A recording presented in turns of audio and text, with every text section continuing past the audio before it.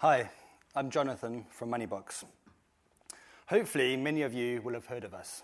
We're a UK-based fintech, now about 10 years old, on a mission to help people save, invest, and plan for their future. We're building what we hope will become the UK's category-defining wealth management platform. I've been at Moneybox since the beginning and was part of the founding team that brought our first product to market. These days, I head up our platform engineering group, although not in the traditional sense, but focused on our investment platform and the systems that ensure money and assets are handled safely and securely.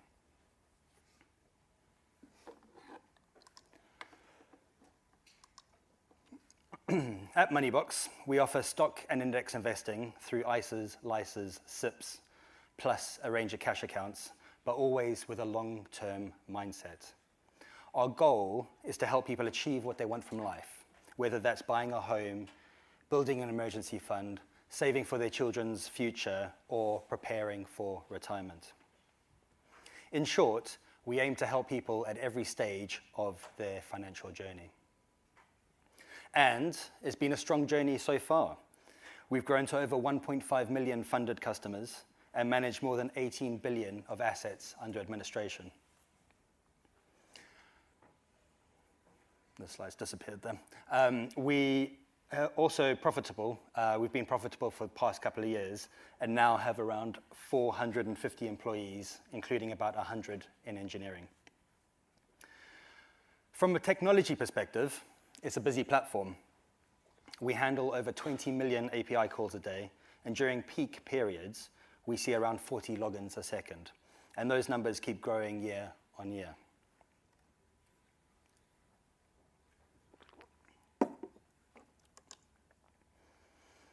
From the very beginning, our philosophy has been to keep things as simple as possible, but, to borrow from Einstein, no simpler. The thing about simplicity is that it's actually really hard to achieve. It's not about cutting corners or avoiding complexity. It's about doing the hard thinking up front so the system stays easy to maintain and extend later. And we've had to be deliberate about that. There's always a temptation to add more, another tool, another layer, another abstraction, because it feels like progress. But every addition carries a maintenance cost, a cognitive load, and eventually a financial cost. As engineers, it's often our job to say no to unnecessary sophistication. It's discipline rather than lack of ambition or appetite for learning.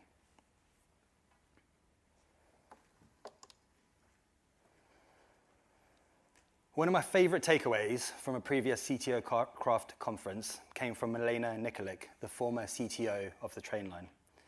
She said that if you adopt a new technology that's similar to something that you already have, you should fully commit to moving over to it within a 1 to 2 year time frame. Most teams don't do this. They get the initial kick out of adding something new, but what they've really done is add another layer of technical debt. Debt that compounds over time. And I'll be honest, we're no saints in this area either. Scaling a company is hard, and maintaining simplicity as you grow is even harder. But we've got another opportunity to set this right, which I'm going to come back to later. One of the things that's helped us stay focused on simplicity is our company-wide obsession with cost management. Despite calling myself commercial on my CV, I don't think I truly understood what it meant until I joined Moneybox. And now it runs through my veins. That commercial discipline has shaped the way that we design and operate our platform, always looking for leverage, not just complexity. And it's a big reason why our cost to serve has remained so low.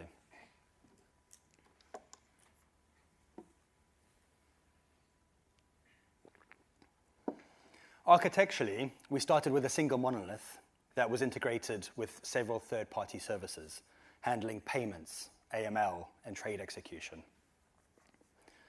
The monolith was built around 3 core components: an API layer, a batch server, and an admin portal. We ran everything on Azure App Services with a single SQL database underneath. We used the .NET Framework on Windows, not your typical startup stack at that time, but it was rock solid and it let us move quickly. Finally, we wrapped everything with Cloudflare, using the WAF to protect our API and Cloudflare access to give our batch and admin backends VPN-like security. This setup gave us real confidence in uptime, resilience, and security. We were safe in the knowledge that our hosting was being maintained by the very same people who built the underlying technologies. But underneath that simplicity was a deliberate choice. We had gone all in on platform as a service. Rather than managing our own VMs, networking, or scaling layers, we focused on what really mattered, building features for our customers, instead of having to worry about infrastructure. I actually first heard this from Troy Hunt, and it quickly became a running joke for us too. If something went wrong outside of our control, the best thing to do was to walk across the road and grab a cup of coffee. It would often be fixed by the time you'd drunk it. We focused on building our business, and Azure and Cloudflare took care of the rest: patching, scaling, security, compliance. Literally standing on the shoulders of giants. Need more oomph in the database? Click, and it's done. Need more web compute? Click, and it's done. Back to building features. Which is incredible when you really stop to think about what's going on underneath the hood. We built and ran all of this with a tiny engineering team, all developers, no separate ops function. So it was genuine DevOps, infrastructure-minded engineers who ran everything end to end. The result was a very low cost base and a platform that could evolve quickly. That model served us well through to around 2019, roughly 3 years into our journey.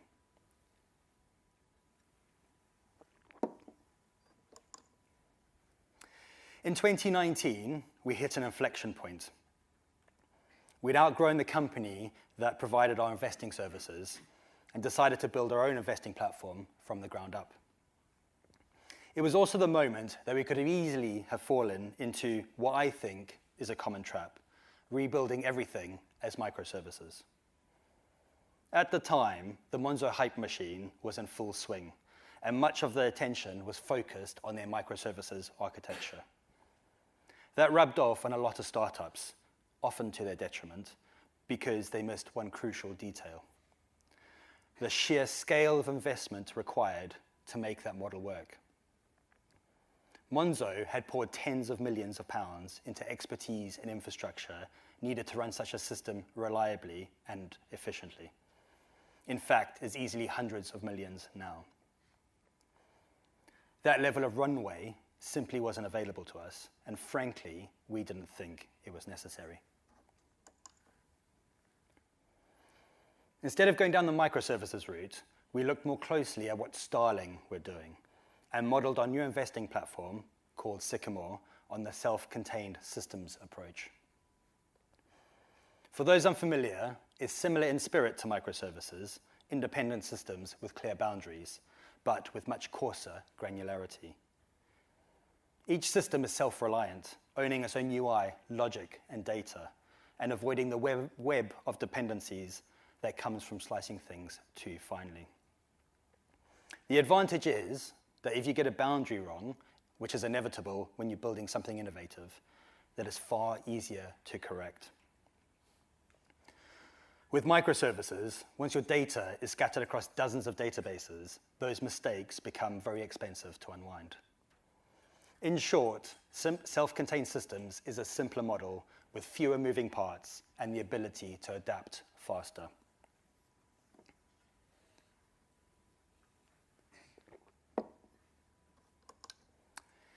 In our case, that meant that we now had two monoliths connected through APIs and asynchronous messaging. Or, as Will Ferrell put it in Starsky and Hutch, two dragons. Not a metaphor you hear much in architecture, but somehow it fits. Well, at least I think it does. This setup let us move away from our investing partner in under 9 months to a fixed deadline we simply couldn't miss. We hit that deadline and migrated everything without downtime or even our customers noticing. This was a story that I shared at the last CTO Craft conference. That move took us away from being aggregator to being a vertically integrated investment platform, something only a handful of UK investment firms have achieved. It gave us full control over the customer journey, a lower cost structure than many of our peers, and unlocked the next phase of growth. Fast forward to today, and we are entering the next phase of our journey, replacing the original monolith that got us started with another monolith, this time called Willow. It's a purpose-built system shaped by everything that we've learned over the past decade. Our migration approach is to move across slivers of functionality one by one until the transition is fully complete. Willow is modular. It uses a CQRS light approach where features are broken down into commands and related commands are grouped together into cohesive domains. The data, however, remains as a single unified store, or rather a blend of stores, since we're using both traditional SQL and document databases to balance out performance and cost. This gives us flexibility to course correct if we get a domain boundary wrong. As I mentioned earlier, moving code is easy, but moving data is not, especially in always-on systems that people now expect. Well, unless you're HMRC.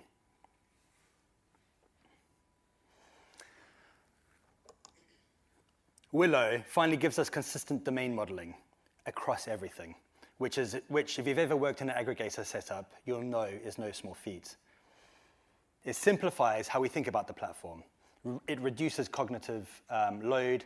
It allows us to make full use of modern tech like Cosmos DB and hyperscale SQL from the ground up.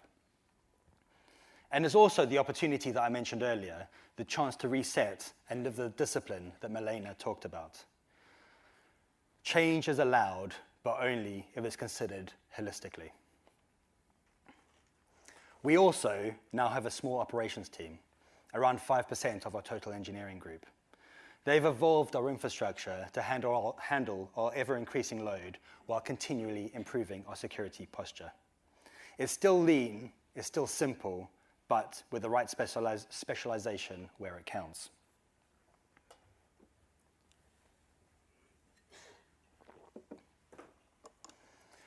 So that brings us full circle back to where we started, with simplicity as the guiding principle. When you take everything that I've walked through, the architecture choices, the platform decisions, it all compounds into one result, a very low cost to serve. Today, that figure stands at around 10p per customer per month, or £1.20 per year if you're being lazy, from a pure tech standpoint. Simple systems, simple hosting, simple processes, where possible, of course. But over time, those simple choices become a huge competitive advantage. And that's really the message that I want to leave you with today. It pays to keep things simple and to think critically about trends before applying them to your business. Thank you very much.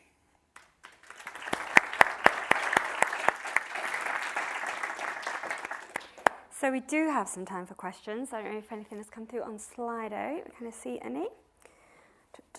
Just while we're waiting then to see if some do come through, there we go, we've got one already. So, do you think that LLM advice is materially different than Google search? It feels different, but both based on mainly public data and use probabilistic methods. Could that be for the talk prior? Probably. Well, just while we see then if there's any others come through, the question that came to my mind as you were speaking is, I'm sure loads of us are in places where we have very complex systems, and we can see that kind of complexity all over the place. If somebody wanted to get started and think, okay, we know I need to simplify things, I know I need to make it easier to manage. Where do you think people should get started if somebody wanted to have a look at their systems and say, where would they get started on trying to simplify? Interesting. I mean, it's all very context dependent on the setup that you are in. If we go back to the slides. Probably not able to. Can we go back to the slides? Well, we had two choices when we decided to replace the original monolith that got us going. So we could either build that up and evolve that into the next generation. So or we could do what we did, which was start again and cut across slivers of functionality. We decided to do the latter, cut across slivers of functionality, because there was a bit too much technical debt in the old platform, but also it gave us a chance to reimagine certain things that we had got slightly wrong, I suppose, from a domain modeling point of view, which we then realized a couple of years into the journey. And so I think that's where I would say the best place to start is work out a nice bounded domain, and then if you convince the people that hold the purse strings that you then can move functionality over, that's the best way to do it. But you start with like a consistent domain that you know is pretty solid, and then move stuff into it, and then pull away from the old system. Okay. And we have got a few coming through now, including some voting as well. So nice simple one at the top then. What's monolith when you say? So I define that as a single system, a single deployable, is responsible for everything end to end. So it's not reliant on different systems when it's starting up or when it interacts to server request. So it's kind of self-reliant. Okay. Another one there with quite a few votes. What's your release cadence looking like for larger monolith? Do you struggle to coordinate multiple teams working on a code base? This is, I can go into a lot of detail about this. You've got about 4 minutes. 4 minutes. So the way that we do it is through a branching structure, obviously. But what we do is that we run a main line, and then we run a separate develop branch. And there's a way that we basically coordinate. People develop, they branch off the main line, and they build their code off there. They then merge it into develop, or cherry pick it across into develop and get it into the test systems. So that kind of model can allow us to run things for a long time and test to make sure that they work, for instance, and then when they're ready, then somebody merges the original branch into the main line and goes out. So it gives us like the right blend of testing and release frequency, but we release multiple times a day. We do continuous deployments, all the good stuff that you would expect from a modern fintech. Okay.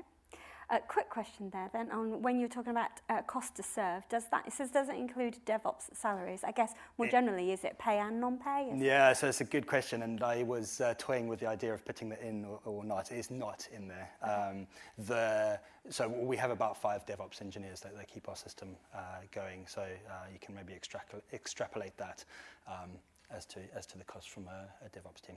Okay. Next one then, are you worried about dependency on one cloud? I assume monolith systems were containerized. How many of the native Azure service dependencies did you have? So we are all in on Azure. Okay.